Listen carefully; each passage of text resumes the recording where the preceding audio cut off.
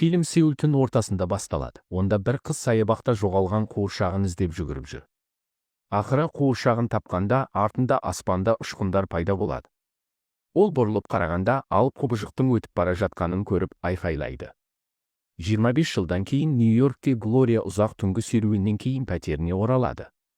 Оның жігіті Тим ашулы күйде оны сөгіп, Глорияның жұмысынан айырылғаннан бері диванда жатып, тек кештерге баратынын айтады. Ол оның мас күйінен шаршағанын және онымен ажырасатынын мәлімдейді. Тим Глорияның заттарын жинап, ол жұмыстан келгенше кетуін талап етеді. Тим кеткен соң, Глорияның кешкі достары пәтерге кіріп келеді, бірақ ол таңғалып, еш реакция жасамайды. Біраз уақыттан кейін Глория туған қаласындағы балалық шағындағы үйіне оралады. Үйде жиһаз да жоқ, сондықтан ол еденде ұйықтайды. Келесі күні ол дүкенге ауа матрасын сатып алуға барады, және балалық шағындағы досы Оскарға кездейсоқ болады. Оскар оны бірге уақыт өткізуге шақырады, ал Глория демалыста жүргендей кейіп танытып келіседі. Оскардың барында Глория басын қыши береді.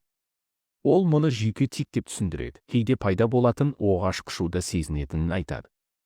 Кейін Глория Оскардың достары Джоэл мен Гартпен танысады және әңгімелесу кезінде ішуден бас тартуға тырысады.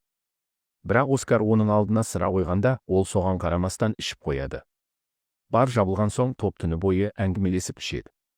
Джоэл Глорияны сүймек болады, бірақ ол одан бас тартады. Оскар мұны байқап, досына айқайлап, ашулы күйде кетеді. Глория матрасын саябақ арқылы сүйреп үйге барады, бірақ оны орнатпастан ұйықтап қалады. Түсінде ол бала кезінде саябақта жел күшейіп, аспанда найзағай пайда болғанын көреді. Оны әпкесінің қоңырауы оятады, ол Сеулде құбыжық шабуылдағанын хабарлайды. Глория компьютерін алып, құбыжықтың қалада жүріп, көптеген зақым келтірген бейнежазбасын көреді. Ол Тимге қоңырау шалып, оқиғаны талқылайды, бірақ Тим бұл 9 сағат бұрын болғанын, Глорияның тағы да ішіп, шынайы әлемді елемейтінін айтады. Ашуланған Глория телефонды тастайды. Кешке Глория барға қайта оралып, үлкен экранда құбыжық бейнежазбасын көреді, тағы да ішеді. Журналистер шабуыл кезінде қаза болғандар туралы айтып, ауаның ластанғанын хабарлайды. Бардан шыққан соң, Глория таза ауа үшін саябаққа барады және орындықта ұйықтап қалады. Таңертең ол Тимге қоңырау шалады, бірақ Тим оның мас екенін біліп, сөйлесуден бас тартады.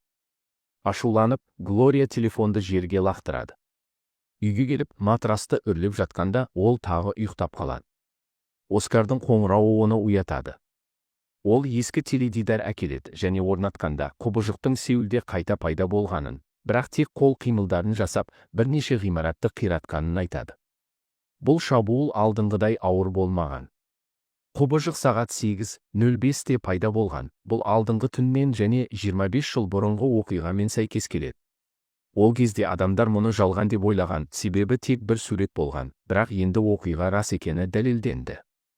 Кетер алдында Оскар Глорияға барда жұмыс істеуді ұсынады, ал Глория оны құшақтап, қабылдайды, бірақ құбыжықтың басын қышып жатқан бейнежазбасын көріп, алаңдайды. Сол түні барда Глория жақсы жұмыс істейді, бірақ құбыжық туралы жаңалықтарды үлкен экраннан көз алмай қарайды. Құбыжық бірдеңені жерге лақтырғандай қимыл жасаған. Келесі күні үйде Глория бірінші шабуылдың бейнежазбасын көріп, құбыжықтың иығына бірдеңені сүйреп жүргенін байқайды. Саябаққа барғанда ол құбыжықтың оның саябақтағы қимылдарын қайталағанын түсінеді. Келесі бірнеше күнде құбыжық пайда болмайды. Адамдардың түрлі теориялары бар, мысалы, құбыжықтың біреу қашықтан басқаратын машина екені, өйткені ол ешқашан төмен қарамайды. Глория Сеулмен туған қаласының карталарын салыстырып, зерттеуді жалғастырады. Бір таңертең ол өз теориясын сынайды. Сағат 8:05-те ойын алаңына шығып, кездейсоқ қол қимылдарын жасайды. Содан кейін үйге жүгіріп, жаңалықтарды көреді. Кореяда құбыжық пайда болып, оның қимылдарын дәл қайталаған, бұл Глорияның оны басқаратынын растайды. Шоктан Глория төсекке құлап, ұйықтап қалады. Оянғанда, жаңалықтар әлі құбыжық туралы айтып, гуманитарлық ұйымдардың көмек көрсету қиындықтары туралы хабарлайды. Глория Тимге қоңырау шалып, жұмыс тапқанын айтады. Сол сәтте Оскар ескі диван әкеледі, сондықтан Глория Тимді күте тұруды сұрайды. Олар диванды орналастырады, бірақ Оскар оған жұмысқа бару уақыт екенін ескертеді. Глория онымен кетіп, Тимді телефонда күтіп қалдырады. Барда Тим Глорияға қоңырау шалады, бірақ ол ішіп жатқандықтан жауап бермейді. Бар жабылған соң, Глория өз құпиясын ашуға шешім қабылдайды. Ол жігіттерді саябаққа алып барып, камералар мен Сеулдағы онлайн бейнежазбаларды тексеруді сұрайды. Ойын алаңына шыққан бойда құбыжық пайда болып, Глорияның барлық қимылдарын, тіпті билеуін қайталайды.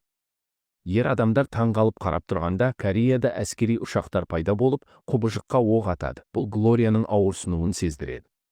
Ол ауада жұдырық сермеп, құбыжықта солай жасап, ұшақты құлатады.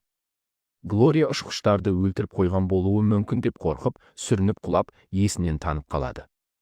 Кейін Глория үйде оянып, теледидардан құбыжықтың құлауымен болған қирауды көреді. Оскар тамақ әкеліп, оның өзі тудырған өлімдерге байланысты күйзеліп жатқанын байқайды. Глория өзін тапсырғысы келеді, бірақ Оскар оны тоқтатып, газет көрсетеді. Құбыжықпен бірге алып, роботта пайда болған. Оскар бұл роботтың Глорияға көмектесу үшін ойын алаңына шыққан өзі екені деп ойлайды. Екеуі асханаға таңғы асқа барады және жағдайды талқылайды. Балалық шағында саябақ орнында құрылыс алаңы болған. Глория Оскармен мектептен кейін сол маңда жүрген күнді есіне алады. Ол Корея туралы жобасын ұстап жүргенде жел күшейген. Оскар оны тапсырмауға көндіреді, ал Глорияға идея келеді. Олар Корей мейрамханасына барып, иесінен хабарламаны корей тіліне аударуды сұрайды. Содан кейін саябаққа барып таңды күтеді. Олар өмірлері туралы әңгімелеседі. Оскар оның демалыс туралы әңгімесіне ешқашан сенбегенін айтады. Ол Глорияның мансабын қадағалап, оның жұмыстан шығарылғанын білген. Ол сондай-ақ 6 жыл бұрын үйленейін деп, бірақ сүйіктісінің оны тастап кеткенін айтады. Сағат 8:05-те Глория ойын алаңына шығып, бәрінің кету үшін қол қимылдарын жасайды. Оскар камералардан бақылап, бәрі кеткенде хабарлайды. Содан кейін Глория жерге хабарлама жазып, қирау үшін кешірім сұрап, мұндайдың қайталанбайтынына уәде береді. Әлемдегі адамдар құбыжықтың ақылды екеніне таңғалып, кейбіреулер оны жақсы деп санайды. Жұмыстан кейін Глория Джоэлге барып, олар бірге уақыт өткізеді. Келесі таңертең Глория жаңалықтардан роботтың қайта пайда болғанын көріп қорқады. Ол Джоэлді саябаққа сүйреп апарады. Онда Оскардың құбыжықты басқарып, Гарттың картамен бағыттап, ештеңе қирамасын деп жүргенін көреді. Глория Оскарға алаңнан шығуды айтқанда, ол бұл маңызды емес, оның робот ешкімді өлтірмеген деп жауап береді. Ашуланған Глория алаңға шығып, өз құбыжығын пайда болдырады. Жақын үйлерден адамдардың қуанғаны естіледі. Оскар шығудан бас тартады, сондықтан Глория оны ұрып, құбыжықта солай жасайды. Бұл Оскарды алаңнан кетуге мәжбүр етеді. Сол түні журналистер Глорияның құбыжығын Сеулдің қорғаушысы деп атайды, және ұрудан туған мемдер пайда болады. Құбыжықтар күн сайын жанкүйерлер жинайды. Адамдар Сеулге оларды көруге ұшады. Барда Оскар әдеттегіден көп ішіп, бейнежазбаны қайталап көреді. Жабылғаннан кейін ол барлығына дөрекі сөйлеп, Гартты ваннада көп уақыт өткізетін үшін айыптайды. Оның есірткі қолданатынын меңзейді. Гарт ашуланып, өзінің жылдар бойы таза екенін, тек асқазан мәселесі бар екенін айтады. Оскар оны қорлауды жалғастырғанда, Гарт кетіп қалады. Оскар Глорияға ішуді талап етеді, өйткені ол оның бірнеше күн ішпегенін байқаған. Глория мас болып, қиындық тудырғысы келмейтінін түсіндіреді. Оскар егер ішпесе, алаңға шығатынын айтады. Глория бөтелкені алып, еденге төгеді. Ашуланған Оскар Джоэлмен бірге фургонға отырады, ал Глория оны тоқтатуға тырысады, өйткені ол өте мас және ақымақ бірдеңе істейді деп ойлайды. Оскар оған айғайлап, қорлап, фургонның алдында тұрса да мән бермей, айналып өтіп кетеді. Сағат 8:05-те Глория Оскарды алаңда көреді. Ол жүгіріп барып, екеуі де құбыжықтарды пайда болдырады. Глория Оскарды ұра бастайды, ол оны мазақ етуді жалғастырады. Оның ұрулары жұдырықтасуға айналады. Оскар оның қолдарын ұстап, ауыртады. Глория оны тізесімен ұрып жауап береді. Құбыжықтар Сеулде барлық қимылдарды қайталайды, ал көрермендер қуанады. Глория оны итеруге тырысады, бірақ Оскар оны ұстап, жерге құлатады. Джоэл планшетте құбыжықтардың құлағанын көріп, екеуін тоқтатуды өтінеді. Глория бардағы жұмысын тастайтынын айтады, бірақ Оскар оны итеріп, егер жұмысқа келмесе, Сеулді қирататынын айтады. Кейін Глория үйде балалық шағын еске алады. Құбыжықтың алғаш пайда болған күні жел оның жобасын ұшырып әкеткен. Оскар оны іздеу үшін қоршауды аттап өткен. Кейін Джоэл келіп, бәрі үшін кешірім сұрайды. Оскардың да өкінетінін айтады. Ол Глорияға жиһаздар мен үй заттарын жіберген. Глория Оскардың үйіне барып, оның зат жинағыш екенін, бұрынғы сүйіктісінің суреттерінің сызылғанын, бос бөтелкелердің оның ішімдік мәселесін көрсететінін байқайды. Оскар бәрі үшін кешірім сұрайды, ал Глория оны кешіреді, бірақ ол барда ішпейтініне уәде береді. Үйге қайтқанда, Глория Джоэлдің қонақ бөлмесін безендіргенін көреді. Тим қоңырау шалып, оның туған қаласына жұмыс үшін келгенін айтады. Глория онымен кездесіп, мұны оғаш деп санап, оны қызғанады деп айыптайды. Тим оның даяшылық жұмысын жазушылық мансабынан төмендеп қорлап, ашуланады. Глория ренжіп кетуге тырысады, бірақ Тим кешірім сұрап, оны жеткізіп салуды ұсынады. Барда Тим Оскармен кездеседі, ол бірден дөрекі әрекет етеді. Ол көптеген қорлау сөздер айтып, бардағы ең жауапсыз әрекетті сұрайды. Ол үлкен фейерверк шығарып, жиһаздарды жылжыта бастайды, клиенттер кетеді. Оскар фейерверкті жағып, қирау басталады, үлкен экран және көптеген заттар сынды, артта өрт шығады. Глория мен Тим кетуге тырысқанда, Оскар оларды тоқтатып, барды қиратса да Глорияның оны тастамайтынын айтады. Тим шын мәнінде жұмыс жоқ екенін, Глорияны көру үшін келгенін мойындайды, бірақ Глория Оскарды тастамайды, өйткені ол Сеулді қирататынын біледі.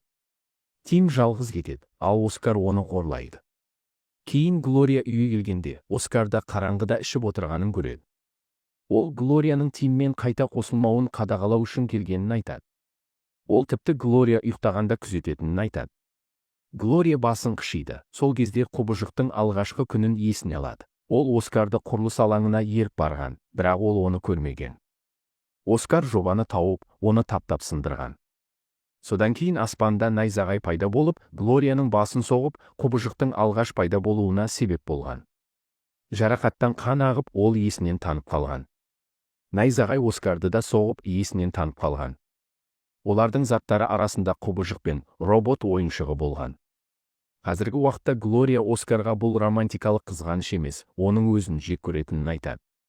Глория қалаға барып, мансап құрған, ал Оскар нашар жұмысы бар, шағын қалада қалған, бұл оны кішкентай сезіндіреді. Ол Тимге қоңырау шалып, онымен кететінін айтады. Теледидарда Сеулде сирена шырылдайды, өйткені сағат 8:05 жақын. Оскар алаңға кетуге тырысады, бірақ Глория оны орындықпен ұрып тоқтатады.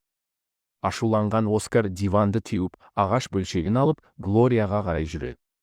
Глория кітап сөресін оған құлатып, оны бұрышқа қамайды. Оскар оңай шығып, есікке жетуге тырысады, ал Глория оны қуып, жоғарғы қабатқа шығады. Ол тез емес, Оскар терезеден секіріп, бассейнге түседі. Глория оны тоқтатуға тырысады, бірақ ол жалп беріп, қоршаудан секіріп қашады. Глория алаңға жүгіріп, Оскар да жеткенде күресуге дайындалады. Бірақ ол бір соққы бергеннен кейін Оскар оны тез жеңіп, жерге құлатады. Ол Глорияға Нью-Йоркке қайталады, бірақ ол Сеулді қиратуды жалғастыратынын айтады. Оскар айнала таптай бастайды. Кореяда мыңдаған адам өледі. Глория күйзеліске түседі. Кейін үйде Глория картасының төңкерілгенін көріп, идея табады. Ол чемодандарын жинап, Сеулге ұшу үшін әуежайға жүгіреді. Қалаға жеткен соң, ол Тимге қоңырау шалып, өз өмірін бақылауда екенін айтады. Оскар Глорияның үйіне барып, оның кеткенін көреді. Ол алаңға қайтып, роботты пайда болдырады. Адамдар дүрбелеңге түсіп, қаша бастайды, бірақ Глория оған қарай жүреді. Оскар балаға шабуыл жасауға дайындалады, бірақ жердің дірілін сезгенде тоқтайды. Оның таңғалғаны Глорияның құбыжығы оның алдында пайда болады. Ол қашады, бірақ Глория құбыжықты басқарып, оны ұстайды. Робот ауада қалқып, құбыжық Оскарға айқайлайды. Оскар жылап, жалбарынады, бірақ оны қорлайды. Глория оны лақтырып жібереді, және жабылу тапқан соң, оның құбыжығы жоғалады. Сеулдегі адамдар роботтың да жоғалғанын көріп тойлайды. Джоэл жаңалықтардан Глорияны көріп, оның бәрін шешкенін түсініп, жымиды. Глория барға барып, жылайды, содан кейін қызметкерден оған керемет оқиға айтып бергісі келетінін сұрайды, бірақ қызметкердің ішімдік ұсынғанына ренжиді.